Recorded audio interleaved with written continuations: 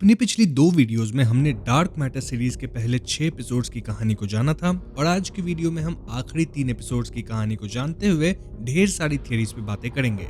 जाहिर सी बात है कि इस वीडियो को समझने के लिए आपको मेरी पिछली 2 वीडियोस देखनी पड़ेगी, जिसका लिंक आपको डिस्क्रिप्शन और पिन्ड कमेंट दोनों में मिल जाएगा। अब वीडियो शुरू करने से पहले मेरी आप सभी से एक रिक्वेस्ट है कि अगर आपको ये वीडियो पसंद आती है तो वीडियो को लाइक और चैनल को सब्सक्राइब भी जरूर कीजिएगा। So now with that said, let's roll the intro.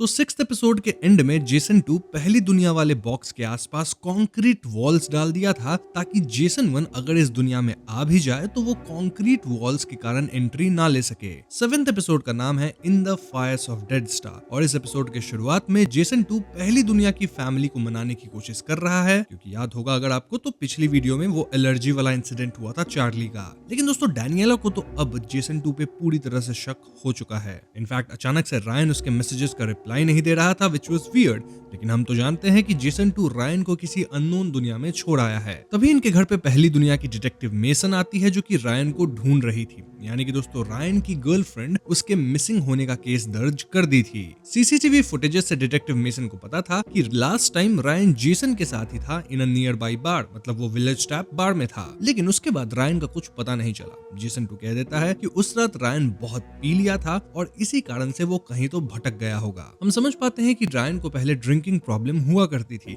लेकिन समहाउ वो अपने एडिक्शन पे काबू पा लिया था और वो कई सालों से सोबर था। तो उसका अचानक से एक रात बहुत पी लेने वाली बात डैनियला को अजीब लगती है। ऐसे में जब मेसन जाती है तो डैनियला एकदम से जेसन 2 को कन्फ्रंट करती है about the drug and storage unit. Jason 2 अब ये तो बता देता है कि ड्रग का काम प्री फ्रंटल कॉर्टेक्स के कुछ हिस्सों को शट डाउन करने का है ताकि आदमी सुपर पोजीशन मेंटेन कर सके। लेकिन जेसन 2 इसके आगे सब झूठ बोलता है। वो कहता है कि रायन मेरे लिए ये ड्रग बनाया था और वो नॉन डिस्क्लोजर अग्रीमेंट में था, इसीलिए रायन डैनियला को ड्रग के बारे में नहीं बताया। जेसन 2 कहने लगता है कि इस ड्रग का एक्सपेरिमेंट वो अपने ऊपर करता है, इसलिए आजकल वो थोड़ा डिफरेंट बिहेव कर रहा है। डैनियला उसकी बात मान लेती है और वो जेसन से कहती है कि आगे से वो अपने अंदर ये ड्रग नहीं डालेगा। दूसरी तरफ जेसन 1 और अमांडा बॉक्स में वर्ल्ड्स एक्सप्लोर कर रहे थे और अमांडा कहती है कि ये लोग तकरीबन 1 महीने से ऐसे ही घूम रहे हैं, तो इन्हें एक बार किसी अच्छी सी दुनिया में जाके रेस्ट करना चाहिए, देन माइंड फ्रेश करना चाहिए ताकि फ्रेश माइंड से ये लोग वापस जेसन 1 की दुनिया को ढूंढे। जेसन 1 इसके लिए मान जाता है और अमांडा एक बहुत ही खूबसूरत दुनिया का दरवाजा खोलती है। इस दुनिया में रिन्यूएबल एनर्जी से दुनिया चलती है या फिर न्यूक्लियर एनर्जी पे, जिसका कोई साइड इफेक्ट नहीं है। ऐसे में यहाँ पेड़ पौधे हर जगह हैं, तो इसके कारण एनवायरनमेंट अच्छा है। देन लोग फॉरेस्ट को मेंटेन करते हैं। इनफैक्ट यहाँ डेवलपमेंट भी बहुत अच्छी है। वो कहते हैं ना, नेचुरल और मॉडर्न का एक को एग्जिस्टेंस, वैसा ही कुछ। बेस्ट ऑफ ऑल यहाँ के लोगों में सिविक सेंस और एम्पैथी बहुत है, जिसके कारण मोस्ट ऑफ द पीपल बहुत खुश हैं, हेल्पफुल है, सब एक दूसरे के साथ अच्छे से रहते हैं। अमांडा जेसन 1 से कहती है कि ये दोनों द स्पायर होटल में कुछ घंटों बाद मिलेंगे फॉर लंच। तो जेसन 1 अकेले घूमते हुए थोड़ी देर बाद द स्पायर पहुंचता है और यहाँ अमांडा प्रॉपर्ली ड्रेस थी एज इफ वो एक डेट पे हो। वो जेसन 1 को भी अच्छे कपड़े देती है एंड देन अमांडा बताती है कि इस दुनिया की जो अमांडा थी वो 2 साल पहले मिसिंग हो गई और उस अमांडा की लाइफ इस अमांडा से काफी सिमिलर रही थी, एक्सेप्ट ऑन फैमिली फ्रंट, जहाँ इस दुनिया वाली अमांडा के पेरेंट्स या ब्रदर्स नहीं हैं। इन शॉर्ट अपनी जो अमांडा है वो प्लान कर रही थी कि वो अब और भी यूनिवर्सेस नहीं घूमेगी, रादर इसी यूनिवर्स में मिसिंग अमांडा बन के रह जाएगी। जी हाँ दोस्तों, इनफैक्ट अपनी अमांडा को तो रेटिनल स्कैन करके सारी आइडेंटिटी डॉक्यूमेंट्स एंड इवन यहाँ का पासपोर्ट मिल चुका था। नाउ इस दुनिया में जो जेसन है वो यहाँ पे है ही अभी और वो इंश्योरेंस बेचता है। जो भी हो, इट वाज क्लियर कि आगे की जर्नी जेसन 1 को खुद तय करनी होगी, एज अमांडा अब इसी दुनिया में हमेशा के लिए रहने वाली है। दोनों एक दूसरे को गुड बाय कहते हैं, जहां अमांडा जेसन 1 को किस भी करती है, देन वो बहुत रोती भी है। और इसी दौरान जेसन 1 ड्रग की 2 एम्प्यूल्स अमांडा के पर्स में डाल देता है, क्योंकि अमांडा एक भी एम्प्यूल लेने से मना कर रही थी। तो इसके बाद जेसन 1 फाइनली बॉक्स में जाता है और हम देख पाते हैं कि उसके पास ड्रग की सिर्फ 3 एम्प्यूल्स बची थी, यानी सिर्फ 3 मोर ट्राइज। पहली ट्राई में वो अगेन किसी अजीब सी सिमिलर दुनिया में जाता है, देन दूसरी ट्राई में वो एक ऐसी दुनिया में जाता है जहां डैनियला और जेसन साथ हैं और उनका दोनों बेटा इस दुनिया में जीवित है। जी हाँ दोस्तों, लेकिन यहाँ का जेसन अपने दूसरे बेटे मैक्स से हमेशा अपसेट रहता है, एज मैक्स क्लासेस वगैरह में फेल कर रहा है। अब इस दुनिया में मैक्स बचा कैसे? वेल, हॉली नामक एक बंदी अपना हार्ट मैक्स को दे दी थी और इसी ट्रांसप्लांट के थ्रू मैक्स सरवाइव किया। इस बात को लेके मैक्स और भी अपसेट है कि एक अच्छी लड़की हॉली मैक्स के लिए खत्म हो गई, वही मैक्स एक एग्जाम तक ढंग से पास नहीं कर पा रहा है। इस बात से मैक्स काइंड ऑफ डिप्रेस्ड है और जेसन वन यहाँ मैक्स को सांत्वना देता है, उसे काम डाउन करता है एंड देन वापस बॉक्स में जाता है फॉर हिज फाइनल ट्राई। दूसरी तरफ जेसन 2 पहली दुनिया में थेरेपी के लिए अमांडा के पास जाता है और यहाँ वो दुनिया को छोड़ के भागने की बात कर रहा था। ऑफ कोर्स अमांडा इस बात को लिटरली नहीं बल्कि मेटाफोरिकली समझ रही थी। जेसन 2 यहाँ अमांडा पे भी भड़कने लगता है। इनफैक्ट वो अपनी वर्ल्ड वाली अमांडा की ट्रेड्स जानता था और यही बात वो इस अमांडा से कहने लगता है। लाइक अमांडा को स्वीट खाना पसंद है, वो अपनी डैड को नहीं बचा पाई थी इसलिए लोगों की हमेशा मदद करती है एंड ऑल दैट। ये सब सुन के पहली दुनिया की अमांडा को अजीब लगता है और वो जेसन 2 को ट्रीट करने से मना कर देती है। इनफैक्ट उसे अपने क्लिनिक से निकलने को कहती है। इसके बाद जेसन 2 अपने घर आता है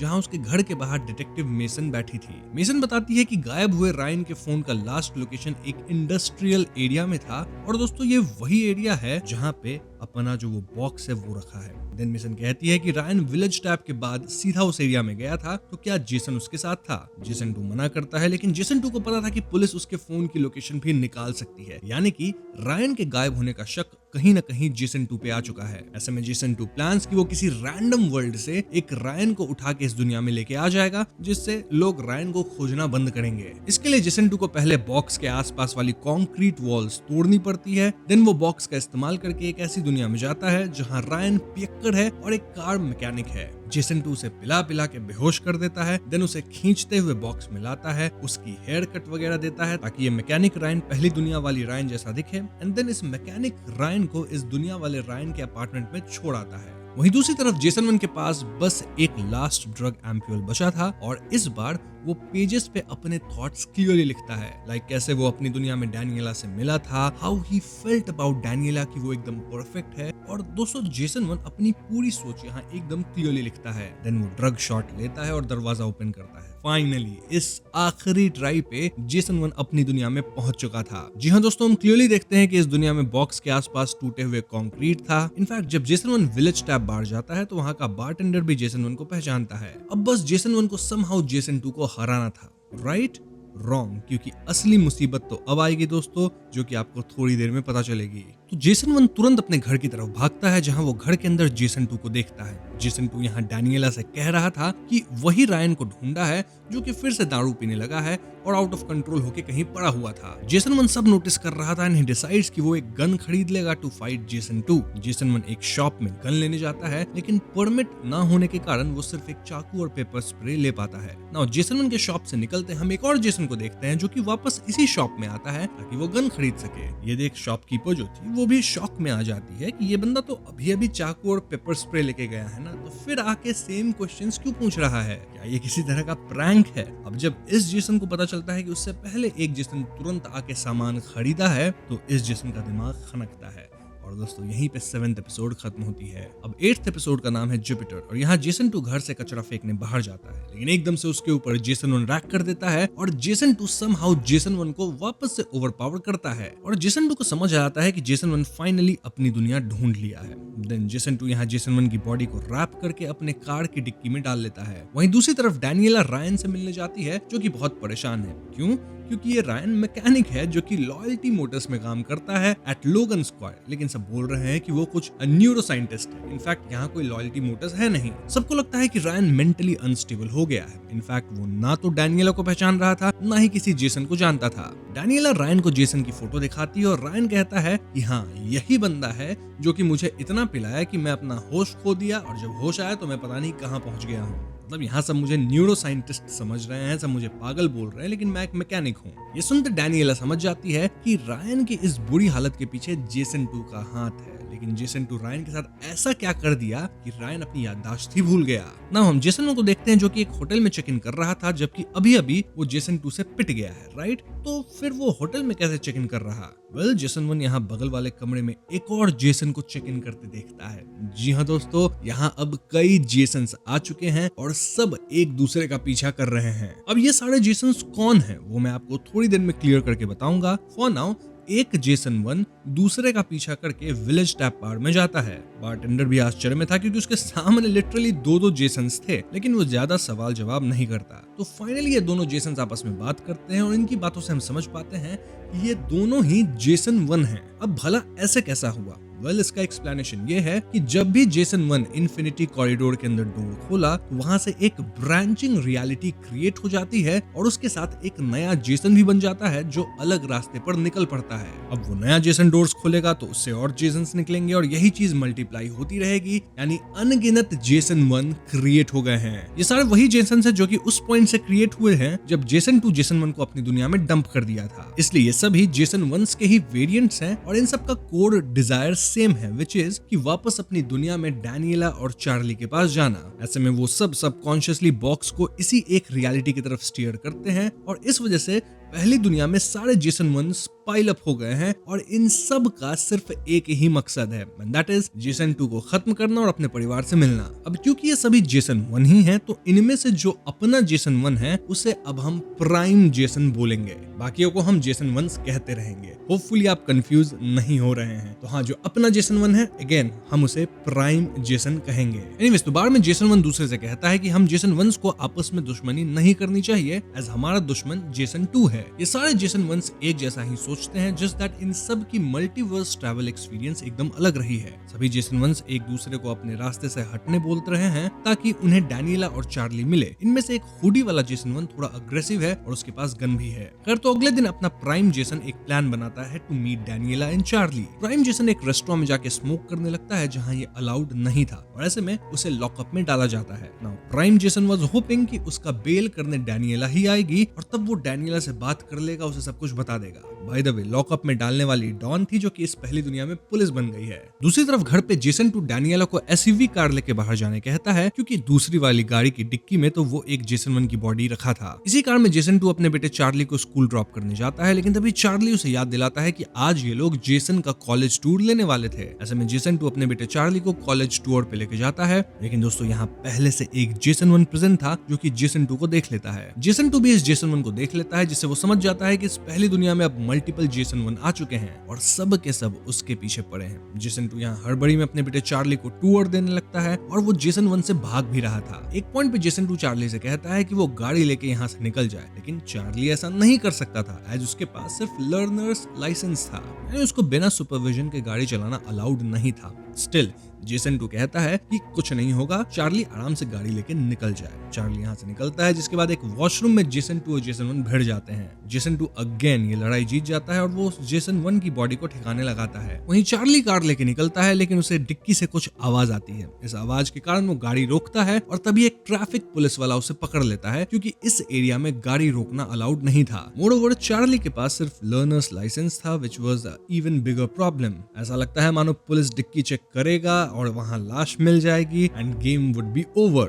लेकिन एन वक्त पे जेसन 2 आके पुलिस से सॉरी कहने लगता है और पुलिस वाला भी इन्हें छोड़ देता है। नाउ कमिंग टू डैनियला, वो जेसन 2 के स्टोरेज रूम के चाबी को ले ली थी एंड देन वो जेसन 2 के स्टोरेज रूम चेक करती है। यहाँ उसे जेसन 2 का एक फोन दिखता है जिसमें उसकी ही फोटोज थी एंड ऑफ कोर्स ये जेसन 2 जेसन 1 की फोटोज लिया होगा to keep an eye on him before kidnapping. इतना ही नहीं, यहाँ रायन का भी एक बैग था जिसे देख के डैनियला का शक जेसन 2 पे और बढ़ जाता है। तभी डैनियला को कॉल आता है कि जेसन लॉकअप में है और उसे जेसन को बेल करना होगा। ऑफ कोर्स ये अपना प्राइम जेसन है जिसे डैनियला बेल आउट करती है और डैनियला को तो लग रहा था कि ये नॉर्मल जेसन ही है जो कि पब्लिक प्लेसेस में स्मोक भी करने लगा है, लेकिन प्राइम जेसन फाइनली रिवील करता है कि उस रात रायन वाली पार्टी के बाद वो डैनियला से मिला ही नहीं है। रादर जो बंदा डैनियला के साथ है वो दूसरा जेसन है। पहले तो डैनियला इस बात को मानती ही नहीं, लेकिन फिर प्राइम जेसन कहता है कि तुम करो अपने पति को फोन और वो फोन उठा लेगा। इनफैक्ट उसे ये कहना कि पिछले साल की तरह हम लोग कीज में क्रिसमस मनाने जाएंगे और वो इसके लिए मान जाएगा, जबकि हम तो कभी क्रिसमस के लिए कीज में गए ही नहीं थे। ये सुन के डैनियला वाकई ये ट्रिक ट्राई करती है एंड एज एक्सपेक्टेड जेसन 2 उधर से सब पे ओके बोलता है। इवन ही वाज ओके कि हम वापस कीज चलेंगे फॉर क्रिसमस, जबकि ये लोग कभी कीज गए ही नहीं थे। तो हाँ दोस्तों, फाइनली डैनियला को पता चलता है कि यहाँ क्या खेल हो रहा है एंड वो सरप्राइज थी कि जेसन 2 वाकई ऐसी बॉक्स बनाने में कामयाब हो गया जिससे वो मल्टीपल यूनिवर्सेस में ट्रैवल कर सकता है। अब प्राइम जेसन बताता है कि यहाँ कई जेसन 1s भी आ गए गए हैं और ऐसे में प्राइम जेसन और डैनियला के बीच एक कीवर्ड होनी चाहिए ताकि ये लोग एक दूसरे को पहचान सके। ये लोग डिसाइड करते हैं कि कीवर्ड जुपिटर होगा। इसके बाद डैनियला अपने घर पे जाती है जहाँ जेसन 2 था और वो डैनियला को बैग पैक करने कहता है ताकि पूरी फैमिली यहाँ से भाग सके। जेसन 2 चार्ली से भी बैग्स पैक करवा रहा था, लेकिन दोस्तों अब तक डैनियला को जेसन 2 का सच पता चल चुका था। ऐसे में डैनियला जेसन 2 को चकमा देने बेसमेंट की सीढ़ी तक ले जाती है एंड देन वो जेसन 2 को धक्का देके बेसमेंट में गिरा के बंद कर देती है। इसके बाद डैनियला एसयूवी से भागती है एंड पैरेलल में वो प्राइम जेसन को भी टेक्स्ट कर दी थी कि ये लोग कहाँ मिलेंगे। तभी बीच रास्ते में एक जेसन 1 इनकी कार रोकता है और डैनियला एंड चार्ली उसके कार में बैठते हैं। अब दोस्तों ये जेसन 1 फिर से एक्सप्लेन करने लगता है कि कैसे वो किडनैप किया गया था बाय जेसन 2 और इससे डैनियला समझ जाती है कि ये उसका वाला प्राइम जेसन नहीं है। इनफैक्ट जिस कार में ये जेसन 1 था उसमें चाबी की जगह स्क्रू ड्राइवर लगा था, यानी कि ये चोरी वाला कार था। ऐसे में डैनियला इस जेसन को कार रोकने कहती है और इसी अफरा तफरी में कार का एक्सीडेंट होता है। यह एक्सीडेंट माइनर था जिस कारण डैनियला और चार्ली कार से निकल के उस जगह भागते हैं जहां ये लोग प्राइम जेसन से मिलने वाले थे। सो यस, ये लोग फाइनली प्राइम जेसन से मिलते हैं जहां डैनियला कोड वर्ड से कंफर्म करती है कि यही जेसन सही है और इसी पॉइंट पे 8th एपिसोड खत्म होती है। नाउ सीजन 1 फिनाले एपिसोड का नाम है इंटैंगलमेंट और यहाँ हम एक टोपी वाले जेसन 1 को देखते हैं जो कि डैनियला के घर में आता है। यहाँ वो जेसन 2 को बेसमेंट में पाता है और जेसन 2 ऐसे एक्ट करता है एज इफ वो भी कोई जेसन 1 ही है। लेकिन दोस्तों टोपी वाला जेसन 1 भी तो स्मार्ट ही है ना, तो वो सब समझ जाता है और जेसन 2 को छड़ी से खूब पीटता है। वहीं प्राइम जेसन डैनियला और चार्ली के साथ कार ड्राइव किए जा रहा था और इन्हें पता ही नहीं था कि ये लोग कहाँ भाग सकते हैं। अब तक प्राइम जेसन चार्ली और डैनियला को सब कुछ बता दिया था कि ये सारा खेल एग्जैक्टली कैसे शुरू हुआ और हाँ, ये लोग फिलहाल ब्लेयर की कार लेके भाग रहे थे। यहाँ चार्ली और डैनियला के फोन पे कई अननोन नंबर से मैसेजेस आ रहे थे और ये सभी जेसन 1 थे जो कि कह रहे थे कि मैं रियल हूँ, मैं तुम्हें बाकियों से ज्यादा प्यार करता हूँ वगैरह वगैरह। ऐसे में डैनियला और चार्ली अपना फोन ऑफ कर लेते हैं, बट द क्वेश्चन वाज कि ये लोग जाएंगे कहाँ। जो कुछ भी प्राइम जेसन सोचेगा वैसा ही सेम बाकी के जेसन 1 सोचते हैं और ऐसे में इन्हें आउट ऑफ द बॉक्स कुछ सोचना होगा। डैनियला भी आइडिया नहीं दे सकती एज सारे जेसन 1 डैनियला के नेचर को जानते हैं, तो यहाँ चार्ली को ही कुछ नया आइडिया देना होगा। इस पॉइंट पे चार्ली कहता है कि वो एक जगह जानता है जिसके बारे में जेसन या डैनियला को मालूम नहीं और वहाँ ये लोग स्टे कर सकते हैं। तो ये जगह चार्ली के फ्रेंड की थी जहाँ चार्ली छुप के 1-2 दिन एंजॉय करने आता था और चार्ली को इस जगह का सिक्योरिटी कोड वगैरह भी पता था। यानी कि इन शॉर्ट प्राइम जेसन, डैनियला और चार्ली यहाँ 2-3 दिन बिता सकते थे विदाउट एनी प्रॉब्लम। तो फाइनली इस फैमिली को थोड़ा वक्त मिलता है टू टॉक अबाउट थिंग्स और प्राइम जेसन चार्ली और डैनियला को काम डाउन करता है सेइंग कि वो इसका कोई ना कोई उपाय निकालेगा और जरूरत पड़ने पे ये लोग स्क्रैच से सब कुछ शुरू करेंगे। अब उस रात प्राइम जेसन अपनी ईमेल आईडी में लॉगिन करता है और वहाँ एक चैट रूम बनाया गया था जिसका नाम था इंटैंगलमेंट। इस चैट रूम में सारे जेसन 1 थे जो कि एक दूसरे से चैट करने लग रहे थे और सबकी एक नंबर असाइन कर दी गई थी। इस नंबर सिस्टम से हम समझ पाते हैं कि इस पहली दुनिया में नहीं कुछ तो 100 से ऊपर जेसन 1 आ चुके हैं। सभी जेसन 1 का कहना था कि वो सबसे ज्यादा डिजर्विंग है एज उन्होंने मल्टीवर्स की खतरनाक वर्ल्ड्स को झेला है। वहीं हम ये भी समझ पाते हैं कि अनगिनत जेसन 1 इस दुनिया तक पहुंच ही नहीं पाए और मल्टीवर्स में ही खो गए। अब क्योंकि सारे जेसन 1 एक जैसा ही सोचते थे, सब एक दूसरे को प्राइवेट मैसेज भी कर रहे थे टू पार्टनर अप ताकि बाकी जेसन 1 को खत्म किया जा सके। इन शॉर्ट यहाँ पूरा केओस मच चुका था और क्योंकि सारे जेसन 1 ही थे जो कि एक जैसा सोच रहे थे, यहाँ प्राइम जेसन ये सब कुछ देख के काफी चिंतित हो जाता है और डर जाता है, इतना कि वो पूरी रात सोफा पे एक रॉड लेके सोता है ताकि अगर कोई जेसन 1 आए तो वो उनसे लड़ेगा। खैर अगली सुबह प्राइम जेसन और डैनियला समुद्र किनारे बात करते हैं और यहाँ प्राइम जेसन बताता है कि वो अपनी लाइफ में बहुत खुश ही था, बस कभी कभी सोचता था कि व्हाट इफ वो अपने करियर को नहीं त्यागता। वेल इसका जवाब उसको मिल गया क्योंकि वो लिटरली जेसन 2 की दुनिया में रह के आया है। मोरओवर जेसन 2 जो कि सक्सेसफुल था इन हिज करियर, वो भागे भागे इस पहली दुनिया में आके प्राइम जेसन की जिंदगी चुराया, व्हिच मींस कि जेसन के लिए डैनियला से बढ़कर और कोई नहीं है। प्राइम जेसन यहाँ डैनियला को कुछ वर्ल्ड्स की कहानी भी सुनाता है कि उनमें डैनियला क्या थी एंड ऑल। ये लोग डिस्कस करते हैं कि कैसे सारे जेसन्स मिलके आइडिया बना रहे हैं लाइक सब डैनियला की शेयर्ड कस्टडी लेंगे या फिर सिर्फ एक जेसन 1 इस वर्ल्ड में रहेगा और बाकी सबको जाना होगा। और ये सब सुनकर डैनियला कहती है कि वो प्राइम जेसन को ही चुनती है और बाकियों को रिजेक्ट करेगी। इसके बाद डेसन फैमिली यानी कि प्राइम जेसन, डैनियला और चार्ली अच्छा समय बिताने लगते हैं, जहां चार्ली बताता है कि जेसन 2 उसको कार दिलाया एंड ऑल, लेकिन वो इमोशनली अवेलेबल नहीं था। I mean, वो ट्री टाइम मिस किया, देन चार्ली को नट्स वाली आइसक्रीम खिला दिया एंड ऑल। इन शॉर्ट ये फैमिली वापस बॉन्ड कर रही थी और ये लोग जेसन 2 को भला बुरा कह रहे थे कि कैसे वो अच्छा फादर नहीं था। वहीं दूसरी तरफ एक जेसन 1 जो कि जेसन 2 को पीट कर बंदी बना चुका था, वो पूरा दिमाग लगा रहा था कि प्राइम जेसन, डैनियला और चार्ली कहाँ गए होंगे। वो इनके फोन को ट्रेस करने की कोशिश करता है लेकिन इनका फोन्स भी ऑफ था। अब जेसन 1 यहाँ जेसन 2 का फोन चेक करता है जिसमें ब्लेयर का मैसेज था और यहाँ ब्लेयर अपने कार के बारे में पूछ रही थी। ये पढ़ के जेसन 1 समझ जाता है कि प्राइम जेसन ब्लेयर की कार लेके ही भागा है और शायद ब्लेयर के कार को ट्रैक किया जा सकता है। ऐसे में जेसन 1 ब्लेयर को अपने घर मिलने बुला लेता है from Jason 2's phone. So yes, ये एग्रेसिव जेसन 1 वेट करने लगता है और वो जेसन 2 को बताता है कि उसकी अमांडा एक्चुअली खत्म हो गई। ये एग्रेसिव जेसन 1 और उसकी अमांडा जब 6th डोर खोले थे तो ये लोग एक फॉरेस्ट जैसे कुछ वर्ल्ड में गए थे। वहाँ हवा काफी तेज चल रही थी और विंड के कारण पेड़ सब हिलने लगे और एक पेड़ की बड़ी ब्रांच अमांडा पे गिरी जिससे वो खत्म हुई। ये सुन के जेसन 2 को बहुत बुरा लगता है कि उसके एक कांड से आज कितने जेसन 1s आ गए हैं और ना जाने कितनी अमांडास की जिंदगी भी बर्बाद हुई होगी, क्योंकि जेसन 2 के दूसरी दुनिया में उसके पास पैसा, पावर, फेम सब कुछ था और इन जनरल जेसन 1 अपनी लाइफ में पूरी तरह से संतुष्ट तो नहीं था, तो शायद वो जेसन 2 वाली लाइफ को एंजॉय करता, लेकिन ऐसा बिल्कुल भी नहीं हुआ। जेसन 2 उस दुनिया से वापस अपनी पहली दुनिया में आने का प्रयत्न किया जिससे अब इतना बड़ा कांड हो चुका है। खैर थोड़ी देर बाद यहाँ ब्लेयर आती है और वो घर की हालत देख समझ जाती है कि यहाँ कुछ तो गड़बड़ है। जेसन 1 उसको गन दिखा के कहता है कि तुम अपनी कार को ट्रैक करो, लेकिन ब्लेयर यहाँ पेपर स्प्रे मार के जेसन 1 से उसका गन छीनती है, देन जेसन 2 को आजाद करती है। वहीं दूसरी तरफ प्राइम जेसन, डैनियला और चार्ली अच्छा खासा बॉन्ड कर रहे थे। देन सभी दूसरे वर्ल्ड्स की बात करते हैं एंड प्राइम जेसन ये भी बताता है कि एक टाइम पे वो भी जेसन 2 की तरह एक दूसरे वर्ल्ड में रहने का सोचा था, बट अल्टीमेटली वो ऐसा नहीं किया। इसके बाद ये लोग और भी काफी बातें करते हैं। डैनियला यहाँ सारे जेसन्स का चैट भी देख लेती है और वो अब भी इस प्राइम जेसन को ही चुनती है क्योंकि यही उसका जेसन था। यहाँ डैनियला और प्राइम जेसन इंटीमेट भी होते हैं। अब उस रात जब प्राइम जेसन पानी पीने जाता है तो उसे बाहर आवाज आती है। बाहर जाने पे वो एक जेसन को खत्म होने वाली हालत में पाता है, यानी कि दोस्तों सारे जेसन्स को समहाउ इस लोकेशन का आइडिया लग गया था और सभी यहाँ आ चुके हैं। फिर एकदम से गन शॉट्स इधर उधर गूंजती हैं, विच मींस कि जेसन सब एक दूसरे को खत्म करने लग गए थे। ऐसे में प्राइम जेसन भाग के घर में जाता है और वो अपनी फैमिली से कहता है कि वो लोग तुरंत तैयार होकर नीचे कार के पास मिले। तभी एक जेसन यहाँ शॉटगन लेके आ जाता है और वो प्राइम जेसन से कहता है कि ये दोनों प्लेस को एक्सचेंज करे, यानी प्राइम जेसन उसे अपने कपड़े वगैरह सब दे दे। साथ ही ये जेसन 1 प्राइम जेसन से उसका सीक्रेट कोड वर्ड भी मांगता है ताकि उस पे डैनियला और चार्ली का शक ना हो। कोड वर्ड देने के बहाने प्राइम जेसन दूसरे जेसन के करीब जाता है और दोनों में हाथापाई शुरू हो जाती है। तभी कोई तो जेसन 1 को गोली मार के खत्म करता है and he was none other than Jason 2। जी हाँ दोस्तों, जेसन 2 भी यहाँ आ गया था, लेकिन इस बार वो प्राइम जेसन की मदद करने आया था, ना कि वापस कुछ गलत करने। जेसन 2 अपना गन नीचे रखता है जिसे डैनियला उठा लेती है और वो बताता है कि उसके कारण ही ये सारा कांड हो रहा है। जेसन 2 सॉरी कहता है और यहाँ चार्ली जेसन 2 को मुक्का भी मारता है। अब जेसन 2 तो ब्लेयर के ऐप से कार को ट्रैक करके यहाँ आया था, राइट, लेकिन बाकी जेसन 1s यहाँ कैसे पहुंचे? वेल, वो लोग डेसन फैमिली के कार में ट्रैकिंग डिवाइस डाले थे और वही कार लेके जेसन 2 यहाँ आया, जिससे अब ढेर सारे जेसन 1s यहाँ एक दूसरे को खत्म कर रहे हैं। जेसन 2 यहाँ प्राइम जेसन, डैनियला और चार्ली को छुपा के पीछे एक पार्क्ड कार के पास ले जाता है।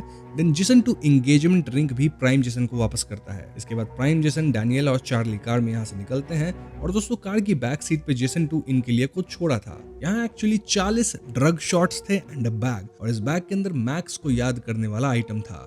यहाँ एक फोन भी था जिसपे एक नोट चिपका था सेइंग प्ले मी। तो डैनियला फोन के अंदर स्टोर्ड वॉइस नोट को प्ले करती है जिसमें जेसन 2 कह रहा होता है कि वो अपनी दुनिया इसलिए छोड़ा था क्योंकि वो उस वर्ल्ड में अपनी डिसीजंस को रिग्रेट करता था। जेसन 2 वहां डैनियला को त्याग दिया था और अपने करियर को चूज किया था, जो कि उसका बिगेस्ट मिस्टेक था। इसीलिए जेसन 2 उस मिस्टेक को फिक्स करने के लिए इस दुनिया में आया था टू रिप्लेस जेसन 1, और उसे ऐसा लगा था कि जेसन 1 शायद उसकी दुनिया में खुश होगा क्योंकि उसके पास पैसा होगा, एक बढ़िया करियर होगा। लेकिन उसे नहीं पता था कि इस सब से कितना बड़ा कांड हो जाएगा और इतने सारे जेसन्स डैनियला से इतना प्यार करते हैं। इस पॉइंट पे एक बात तो क्लियर थी दोस्तों कि प्राइम जेसन एंड फैमिली के लिए इस वर्ल्ड में रहना मुमकिन नहीं था, इसीलिए ये सब इस वर्ल्ड को छोड़ के कोई नई दुनिया खोज के उसमें बसने की सोचते हैं। ये लोग बॉक्स वाली लोकेशन पे जाते हैं जहाँ ढेर सारे जेसन्स ऑलरेडी इनका वेट कर रहे थे। सारे जेसन्स के बीच एक समझौता सा हो गया था। आई मीन सब डिसाइड किए थे कि चार्ली और डैनियला के भलाई के लिए ये लोग सिर्फ प्राइम जेसन को उनके साथ दूसरे वर्ल्ड में जाने देंगे, यानी सभी जेसन 1s त्याग कर रहे थे। हम देख पाते हैं कि कुछ जेसन्स इसके लिए रेडी नहीं थे, लेकिन बाकी जेसन्स उन्हें कंट्रोल में लाते हैं और सब मिलके प्राइम जेसन, चार्ली और डैनियला का रास्ता छोड़ते हैं ताकि ये दोनों बॉक्स में जा सके। तो यस, तीनों बॉक्स में जाते हैं और शॉट्स लेके मल्टीवर्स ट्रैवल करने के लिए रेडी हो जाते हैं। यहाँ से सीन शिफ्ट होकर रायन पे आती है, जो कि किसी वर्ल्ड में ये ड्रग बनाने में सक्सेसफुल हो गया है। देन एक ब्लैर थी ना दूसरी दुनिया वाली, जो कि उस इंसेक्ट वर्ल्ड में फंसी थी। वेल वो वहाँ डॉन के साथ थी एंड फाइनली वो ब्लैर फिर से मल्टीवर्स ट्रैवल करने के लिए रेडी थी। वहीं पहली दुनिया वाला लेटन मस्त मल्टीवर्स में घूम रहा था और एक से एक अमेजिंग वर्ल्ड्स को एक्सप्लोर कर रहा था। देन एक मस्त एम्पैथी वाले वर्ल्ड में अमांडा रह गई थी, राइट? वेल उससे मिलने वहाँ पे रायन आता है सेइंग कि मैं तुम्हें ही ढूंढ रहा था। फाइनली हम प्राइम जेसन, डैनियला और चार्ली को देखते हैं, जहाँ चार्ली दरवाजा खोलता है फॉर अ न्यू वर्ल्ड और यहीं पे सीरीज खत्म हो जाती है। दोस्तों ये थी डार्क मैटर सीरीज की कहानी और अब हम इस सीरीज से जुड़ी थियरीज पे बातें करेंगे। शो का सबसे बड़ा पिलर सुपरपोजिशन है। इसे समझने के लिए हमें क्लासिक थॉट एक्सपेरिमेंट श्रोडिंजर्स कैट को देखना होगा, जिसका जिक्र शो में भी जेसन अपने स्टूडेंट्स को पढ़ाते वक्त करता है। तो क्वांटम मैकेनिक्स के मुताबिक जब तक किसी सब एटॉमिक पार्टिकल को ऑब्जर्व नहीं किया जाता, वो सभी पॉसिबल स्टेट्स में एक साथ एग्जिस्ट करता है। एरविन श्रोडिंजर ने इसे इलस्ट्रेट करने के लिए एक हाइपोथेटिकल सिनेरियो बताया था। मतलब वही एक बिल्ली है बॉक्स के अंदर, एक रेडियो एक्टिव एटम है और एक पॉइजन का वायल है। अगर एटम डिके होता है तो पॉइजन रिलीज होगा और बिल्ली खत्म हो जाएगी, लेकिन जब तक बॉक्स बंद है हमें नहीं पता कि एटम डिके हुआ है या नहीं। इसलिए क्वांटम फिजिक्स के हिसाब से बिल्ली जिंदा भी है और मरी हुई भी है। वो दोनों रियलिटीज में एक साथ एग्जिस्ट कर रही है। सिमिलरली शो में जेसन 2 ने एक ऐसा बॉक्स बनाया जो मैक्रो लेवल ऑब्जेक्ट्स, जैसे कि हम इंसान होते हैं ना, तो हमें सुपर पोजिशन में डाल सकता है। जब जेसन बॉक्स के अंदर होता है और दरवाजा बंद होता है तो वो एक्सटर्नल एनवायरनमेंट से पूरी तरह कट ऑफ हो जाता है। इस स्टेट में वो यूनिवर्स की हर पॉसिबल रियलिटी के साथ कनेक्ट हो जाता है। मतलब ऐसी ही रियलिटीज जिसमें वो एग्जिस्ट करता था या फिर करता है, वो एक ही वक्त पे हर जगह है और कहीं भी नहीं है। जब वो दरवाजा खोलता है तब वो एक स्पेसिफिक रियलिटी को ऑब्जर्व करता है, जिससे सुपर पोजिशन कोलैप्स हो जाता है और वो उस दुनिया में एंटर कर जाता है। यहीं पे आता है द ऑब्जर्वर इफेक्ट का कॉन्सेप्ट, जो कि क्वांटम मैकेनिक्स में काफी फैसिनेटिंग लेकिन कंट्रोवर्शियल भी है। रियल वर्ल्ड में जब हम इलेक्ट्रॉन्स को ऑब्जर्व करते हैं, जैसे कि डबल स्लिट एक्सपेरिमेंट के अंदर, तो वो वेव की तरह एक्ट करना बंद करके पार्टिकल बन जाते हैं। ऑब्जर्वेशन उनकी प्रोबेबिलिटी वेव्स को कोलैप्स कर देती है। डार्क मैटर में इस कॉन्सेप्ट को बायोसेंट्रिसिज्म के साथ मिक्स किया गया है। यहाँ ऑब्जर्वर कोई मशीन या कैमरा नहीं बल्कि ह्यूमन कॉन्शियसनेस है। बॉक्स के अंदर ट्रैवलर के थॉट्स और इमोशंस ही नेविगेशन सिस्टम बनते हैं। अगर ट्रैवलर का दिमाग शांत है और वो किसी स्पेसिफिक डेस्टिनेशन, जैसे अपनी वाइफ डैनियला के बारे में सोच रहा है, तो बॉक्स उसे वहां ले जाएगा। वहीं अगर ट्रैवलर के दिमाग में डर, गिल्ट या कंफ्यूजन है, तो बॉक्स उन इमोशंस को मैनिफेस्ट करके एक नाइटमेयर जैसा वर्ल्ड भी क्रिएट कर सकता है। जैसे इंसेक्ट वर्ल्ड था, यहाँ ऐश वाला वर्ल्ड था, न्यूक्लियर वर्ल्ड, पता नहीं बहुत सारे वर्ल्ड्स हम देखे यहाँ। अब दोस्तों शो के अंदर बॉक्स अकेले काम नहीं कर सकता। रादर यहाँ एक स्पेसिफिक ड्रग का यूज किया गया है जिसे रायन बनाया था, और वो भी जेसन 2 की दुनिया में। इस ड्रग को कैरेक्टर्स मजाक में लैवेंडर फेरी कहते हैं। ये ड्रग ब्रेन के प्रीफ्रंटल कॉर्टेक्स को टारगेट करता है। प्रीफ्रंटल कॉर्टेक्स हमारे ब्रेन का वो हिस्सा है जो रियलिटी को डिफाइन करता है, मतलब लॉजिक अप्लाई करता है और सेंसरी इनपुट को फिल्टर करता है। नॉर्मल स्टेट में हमारा दिमाग कॉन्स्टेंटली रियलिटी को ऑब्जर्व करके उसे एक फिक्स स्टेट में रखता है, जिससे सुपरपोजिशन कोलैप्स करता रहता है। लेकिन लैवेंडर फेरी ड्रग इस ऑब्जर्वेशन मैकेनिज्म को 1 घंटे के लिए ऑफ कर देता है, जिससे इंसान 1 घंटे तक सुपर पोजिशन मेंटेन कर पाता है। नाउ शो की अंडरलाइंग फिलॉसफी ह्यू एवरेट की मेनी वर्ल्ड्स इंटरप्रिटेशन है। इस थियरी के मुताबिक जब भी यूनिवर्स में कोई चॉइस या रैंडम इवेंट होता है, तो यूनिवर्स स्प्लिट हो जाता है। फॉर एग्जाम्पल, अगर तुमने आज सुबह चाय पीने का डिसीजन लिया, तो एक यूनिवर्स वो बना जिसमें तुमने चाय पी लिया, लेकिन उसी वक्त एक और यूनिवर्स ब्रांच आउट हुआ जहां तुमने कॉफी पिया। मतलब नॉर्मल स्टेट में ऐसा नहीं होता है, लेकिन अगर आप सुपर पोजिशन में एग्जिस्ट करते तो ये ब्रांचेस एक्चुअली में रियलिटीज बन सकती हैं। डार्क मैटर में इसका इंप्लीकेशन ये है कि हर डिसीजन इनफाइनाइट नई दुनिया बनाता है। इसका मतलब है कि infinite versions of Jason, then infinite versions of Daniela और infinite versions of Chicago exist करते हैं। यही कॉन्सेप्ट फिनाले में इंटैंगलमेंट का बेस बनता है। इंटैंगलमेंट शायद शो का सबसे कॉम्प्लेक्स और डिस्कशन वर्दी पार्ट है। यहाँ राइटर ने लीनियर स्टोरी टेलिंग को तोड़कर मल्टीवर्स के केओस को दिखाया है। देखो, जब जेसन 1 जो कि प्राइम जेसन है, वो अमांडा बॉक्स के अंदर ट्रैवल कर रहे थे, तो उन्होंने कई महीनों तक अलग अलग दरवाजे खोले। हर बार जब उन्होंने कोई डिसीजन लिया तो एक नई रियलिटी ब्रांच आउट हुई। इसका मतलब ये हुआ कि उस 1 महीने के दौरान हजारों और लाखों नए जेसन 1 क्रिएट हो गए। ये सभी जेसन ओरिजिनल जेसन 1 से ही स्प्लिट हुए हैं और उन सब की मेमोरी वहां तक सेम है जब तक जेसन 2 ने उन्हें किडनैप नहीं किया था। अब क्योंकि ये सभी जेसन वही सेम मोटिवेशन रखते हैं, विच इज डैनियला और चार्ली के पास वापस जाना, तो ये सब एक ही वक्त पर अपनी ओरिजिनल पहली दुनिया में वापस आ जाते हैं। ऑफ कोर्स सब के सब नहीं आते, रादर कुछ ऐसे जेसन थे जो कि अपना एम्प्यूल खत्म कर दिए एंड नहीं आ पाए। कुछ ऐसे जेसन्स होंगे जो कि मल्टीवर्स में ही खो गए, वहीं किसी दुनिया में खत्म हो गए। बट इतना तो हमें दिखाया गया है कि 100 से ऊपर ऐसे जेसन्स थे जो कि वाकई इस पहली दुनिया में आ पाए। ना हम ऑडियंस के तौर पे सिर्फ एक जेसन को फॉलो कर रहे हैं, हु इज प्राइम जेसन। लेकिन ध्यान रहे दोस्तों कि वो बस उस इनफाइनाइट वर्जन्स में से एक है जो वापस आने बनाने में सफल हुआ। हजारों जेसन्स का वापस आना ये सवाल खड़ा करता है कि ओरिजिनल कौन है। जवाब है सभी और कोई नहीं। जी हाँ दोस्तों, यही इस सीरीज का सबसे बड़ा सवाल है कि क्या जो हमारा प्राइम जेसन है वही ओरिजिनल जेसन है। वेल, जब जेसन 2 ने जेसन 1 को किडनैप किया तो उसने जेसन 1 की वेडिंग रिंग चुरा ली थी। जेसन 1 ने अपनी रिंग फिंगर पे एक रबर बैंड पहनना शुरू किया था ताकि वो अपनी शादी का एहसास रख सके। फिनाले में हम देखते हैं कि जिस जेसन ने डैनियला को बचाया उसके हाथ में वो रबर बैंड था। कुछ और जेसन जो कि मारे गए थे या जिसे हमने इधर उधर देखा, उनके हाथ में शायद ब्लैक, रेड या दूसरी रिंग्स थी, जो इंडिकेट करता है कि वो स्लाइटली डिफरेंट टाइमलाइन से आए थे। देन एपिसोड 2 और 3 में जेसन के हाथ में चोट लगी थी और वो बैंडेज लगाता है।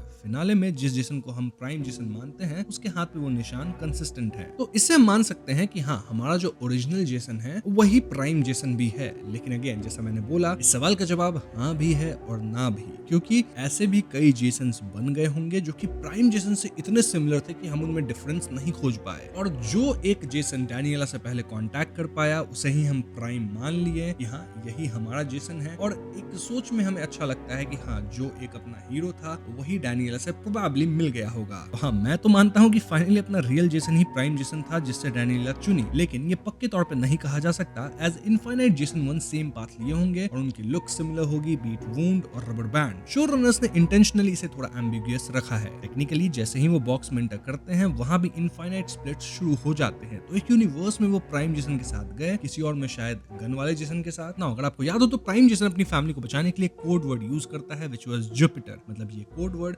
सिर्फ प्राइम जेसन और डैनियला को पता था। और फैंस ने इस वर्ड के सिग्निफिकेंस पे काफी स्पेकुलेशन किया है। रोमन माइथोलॉजी में जुपिटर ज्यूस सबसे बड़ा देवता है जो स्काई और थंडर का गॉड है। वो फादर फिगर है जिसने वो अपनी फैमिली का प्रोटेक्टर बन चुका है, इसलिए ये नाम फिट बैठता है। देन जुपिटर सोलर सिस्टम का सबसे बड़ा प्लैनेट है और उसका ग्रेविटेशनल पुल सबसे स्ट्रॉन्ग है। जेसन के लिए डैनियला और चार्ली वो ग्रेविटी है जो उसे मल्टीवर्स के क्योस से वापस खींच लाए। एक प्रैग्मेटिक थ्योरी यह है कि जेसन ने जानबूझकर एक ऐसा वर्ल्ड चुना जो उसकी एकेडमिक लाइफ यानी फिजिक्स या डैनियला की आर्ट लाइफ से डिस्कनेक्टेड हो। अगर वो एटम या कैनवस जैसा कुछ चुनता तो दूसरे जेसन जो उसी की तरह सोचते हैं वो शायद गेस कर लेते। जुपिटर एक रैंडम वेरिएबल था ताकि यूनिक आइडेंटिफिकेशन हो सके। Now we talk about Jason 2। Well, वो बुक में एक विलेन की तरह खत्म होता है, लेकिन शो में उसका आर्क बदल दिया गया है। फिनाले में जेसन 2 रियलाइज करता है कि उसने कितनी बड़ी गलती की है। वो देखता है कि जेसन 1 कितना डेस्परेट है अपने फैमिली के लिए। एंड में जेसन 2 बाकी जेसन्स को रोकने के लिए अपनी लाइफ रिस्क पर लगाता है। ये रिडेम्पशन आर्क शो को बुक से ज्यादा नुआंस्ड बनाता है। शो में मैक्स का इंक्लूजन एक मास्टर स्ट्रोक था। जब जेसन 2 चार्ली के बर्थडे पर गिफ्ट लाता है वो भूल जाता है कि वो दिन मैक्स की डेथ एनिवर्सरी भी है या उससे रिलेटेड कोई रिचुअल है। ये छोटी गलती डैनियला को शक करने पे मजबूर करती है। बुक में शक का कारण थोड़ा और था, कुछ अलग ही वेग सा था, क्योंकि वहाँ ट्विंस बच्चे की कोई बात थी ही नहीं, यानी वहाँ मैक्स था ही नहीं। देन बुक में जेसन 1 का वेलोसिटी लैब्स में डिकॉन्टामिनेशन